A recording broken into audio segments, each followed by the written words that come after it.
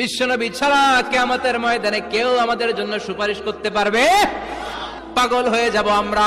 সূর্যটা মাথার কাছে, ক্ষুধায় তৃষ্ণায় জিহ্বাটা কুকুরের মতো বের হয়ে ঝুলতে থাকবে, মাথার মগজগুলো গলে গলে নাকের ছিদ্র দিয়ে কানের ছিদ্র দিয়ে বেয়ে বেয়ে পড়তে থাকবে। সবাই সাইয়েদনা আদম রে ধরবে, সাইয়েদনা আদম বলবে আমি পারবো না। সাইয়েদনা ঈসা আলাইহিস সালাম বলে এত জায়গায় ঘুরে লাভ নাই, জায়গা মতো যাও মিয়া, জায়গা মতো যাও। মাকামে মাহমুদে বিশ্বনবীকে সিজদায় পড়ে থাকতে দেখবা। বিশ্বনবী কাঁদতে থাকবেন, সিজদায় পড়ে কাঁদবেন। সবার জিকির ইয়া নফসি, বিশ্বনবীর জিকির ইয়া উম্মতি। বিশ্বনবীর কান্না দেখে আল্লাহর সহ্য হবে না। আল্লাহ বলবেন না নবী ইরফা রাসাক, মাথা উঠান, যার জন্য সুপারিশ করবেন তাকেই জান্নাত দিয়ে দেব। বিশ্বনবী বলেন সব নবীর দুনিয়াতে একটা স্পেশাল দোয়া ছিল, সব নবীর ওই দোয়াটা দুনিয়াতেই করেছেন।